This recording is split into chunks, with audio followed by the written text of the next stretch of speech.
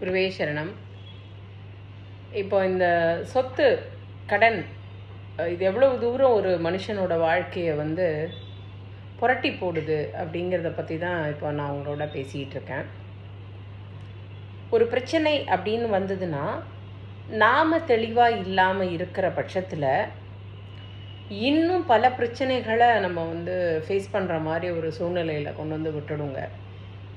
ஆமாம், இப்போது நம்மளோட சொத்து ஏலத்துக்கு வருது அப்படின்னு ஒரு மார்க்கெட்டில் தெரிஞ்சுது அப்படின்னாலே இப்போ இன்றைக்கி என்ன பண்ணுறாங்கன்னா 10 ரூபாய்க்கு போகிற சொத்தை 2 ரூபாய்க்கு கொடுக்குறியா இல்லை 1 ரூபாய்க்கு கொடுக்குறியான்னு கேட்பாங்க.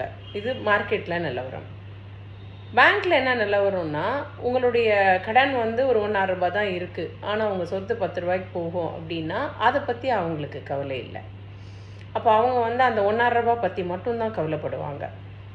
ஸோ இப்போ இந்த 1.5 ரூபாய் பேங்க்குக்கு போயிடுச்சு அப்படின்னா மீதி எதுவுமே நமக்கு வராது. அப்போது ஒருத்தருடைய எத்தனையோ வருட உழைப்பு அவங்க கண்ணு முன்னாடியே பல்வேறு விதங்களில் சூறையாடப்படுது அப்படிங்கிறது தான் உண்மை. இது யார் ஒத்துக்கிட்டாலும் ஒத்துக்கலைனாலும் இதுதான் சத்தியமான உண்மை. இதுதான் இன்றைக்கி நடந்துக்கிட்டு இருக்கு. என் வாழ்க்கையிலையும் நடந்தது. அதாவது ஒரு மோசமான சூழ்நிலையில் இருக்கிற ஒரு நபரை நம்மக்கிட்ட இருக்கிற ஏதோ ஒரு சொற்பமான காசை வச்சு உனக்கு நான் அதை பண்ணுறேன் இதை பண்ணுறேன்னு வர்றவங்க நிறைய பேர் வருவாங்க. உங்களுடைய ப்ராப்பர்ட்டி ஒரு ப்ராப்பராக ஒரு அருமையான சொத்தாக இருக்கிற பட்சத்தில் ஆக இன்னொருத்தரோட உழைப்பில் எப்படி நாம் அப்படியே சும்மா ஒரு ஆளை இன்ட்ரடியூஸ் பண்ணால் 5 கோடி, ஒரு ஆளை கூட்டு விட்டோம் பேசணுன்னா அதுக்காக ஒரு 50 லட்சம், இந்த மாதிரி எல்லாம் இருக்கிற நபர்கள் தான் இன்றைக்கி ரொம்ப அதிகமாக இருக்கிறாங்க. எனக்கும் அப்படி ஒரு சூழல் நடந்தது. என்ன அப்படின்னா அந்த சூழ்நிலையை பயன்படுத்தி ஒரு பெரிய அமௌண்ட் போகிற ஒரு ப்ராப்பர்ட்டியை உட்காந்து பேசுகிறாங்க. என்னென்னா நாளைக்கு உங்களுக்கு ஏலம் வருது, அந்த ஏலத்தொகையை நீங்கள் கட்டலைன்னா மொத்தமாக போயிடும், அதுக்கு உங்களுக்கு ஏதோ ஒரு 5 காசு நாங்கள் கொடுக்குறோம்ல, அப்போ நாங்கள் 10 காசு சம்பாரிச்சா என்ன? இது என்னங்க? என்ன மனித நேயம்? நம்ம எந்த உலகத்தில் இருக்கிறோம்? என்ன மாதிரியான வாழ்க்கையை வாழறோங்க நம்ம? அந்த காலத்துலலாம் மன்னர்கள் வரி வசூலிச்சாங்க, அதை பண்ணாங்க இதை பண்ணாங்க, எல்லாம் சரிதான். ஆனால் கல்லணை எப்பேற்பட்ட ஒரு முற்போக்கு சிந்தனையினோட கரிகாலன் கட்டினாரு. காமராஜருக்கு பிறகு நம்ம பெரிய டேமெல்லாம் எதுவுமே கட்டலையே. ஆக இன்றைக்கு வாழும் மனிதர்கள் ஒருத்தன் கீழே விழுந்துட்டான் அப்படின்னா அவனை மிதிச்சா கூட பரவாயில்லைங்க, அந்த வலி போயிடுங்க. ஆனால் மொத்தமாக அவனை செதைச்சிட்டு அதில் நாம் எப்படி வாழறதுன்னு பார்க்குற மனிதர்கள் தான் இன்றைக்கி நிறைய இருக்கிறாங்க. ஆக வியாபாரம் செய்கிறவங்க இல்லை தன்னுடைய மகளுடைய திருமணத்துக்காக நான் சொத்தை அடமானம் வச்சேன். பொதுவாக நான் சொல்ல வர்றது கடன் வாங்காதீங்க, வரவுக்கு தகுந்த செலவை பண்ண கற்றுக்கணும். அப்படி வியாபாரத்துக்கு விருத்திக்காக இல்லை ஒரு படிப்பு செலவுக்காக இல்லை இவ்வளோ ஏன் நம்ம போயிட்டோம், நம்ம சுந்தர் பிச்சை அவர்களுடைய கல்விக்காகவே வங்கிகள் கடன் கொடுக்க மறுத்ததாக கூட நம்ம நிறைய இன்டர்வியூஸில் பார்த்துருக்கோம்.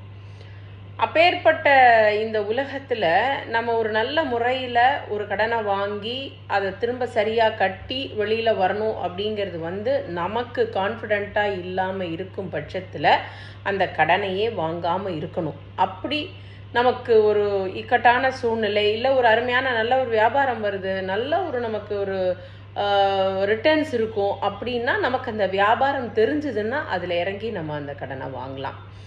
ஒன்றும் தப்பில்லை. அதனால நான் கடன் வாங்குறவங்க எல்லாருக்குமே இப்படி நடந்துருதுன்னு நான் சொல்லலை. அப்படி ஒரு இக்கட்டான சூழ்நிலை வரும்பொழுது நம்மை எப்படியெல்லாம் இந்த சமூகம் பயன்படுத்திக்குது அப்படிங்கிறது தான் இப்போ நான் சொல்ல பிரியப்படுறேன். அதுபோல் ஒரு மோசமான சூழ்நிலையில் ஏற்கனவே அடிபட்டு நொந்து வட்டி கட்டி இப்போ 1 ரூபா கடன் வாங்கணும் அப்படின்னா அது 2.5 ரூபா கட்டியிருப்போம். ஆனால் திருப்பி இன்னொரு 1.5 ரூபா கட்ட சொல்லுவாங்க. அதுதான் என்னன்றது புரிய மாட்டேங்குது. இது எந்த ஃபோரம்லேயும் போய் நம்ம முறையீடும் செய்ய முடியறதில்ல. ஏன்னா நான் போகாத டிபார்ட்மெண்ட்டே கிடையாது. ஆனால் எதுலேயுமே எனக்கு ஒரு சரியான பதில் வரல அப்படிங்கிறது தான் உண்மை. அப்போது டிஜிட்டல் இந்தியான்னு பேசுகிறோம். இது நடுத்தர இதில் உழைச்சி மேலே வரணுன்ற மக்களுக்கு மட்டும்தானா அப்படிங்கிறது இந்த இந்திய திருநாட்டில் அப்படிங்கிறது எனக்கு தெரியல. இதை நான் இப்போ பதிவிடும் பொழுது எனக்கு ஏகப்பட்ட விமர்சனங்கள் கூட வரும்.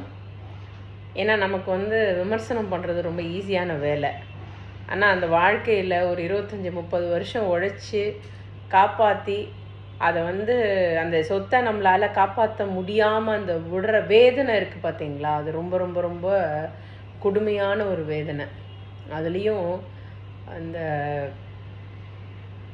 ஏலத்துக்கு வர்ற நாட்கள்லாம் நம்மளை சுற்றி 10 ரூபாய்க்கு கொடுக்கறத நாளைக்கு கட்டுறேங்க, என்கிட்ட காசு இருக்குங்க, 3 ரூபா ஓகேவா, 1 ரூபா பேங்க்குக்கு போயிடும், 2 ரூபா உங்கள் கைக்கு வரும் அப்படின்வாங்க.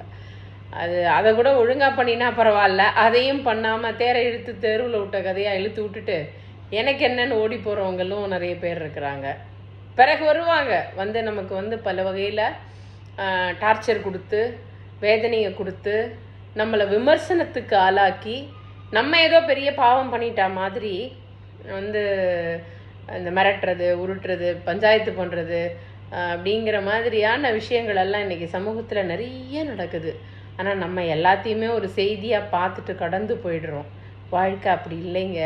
வாழ்க்கை வாழறதுக்காக தான் நம்ம பிறந்திருக்கோம். நம்மளால் ஒருத்தருக்கு உதவி பண்ண முடியாட்டியும் உபத்திரவம் பண்ணக்கூடாது. அப்படி யாரையும் நம்பி ஏமாந்து உங்களோட கஷ்டப்பட்ட சொத்தை என்ன மாதிரி விட்டுறாதீங்க.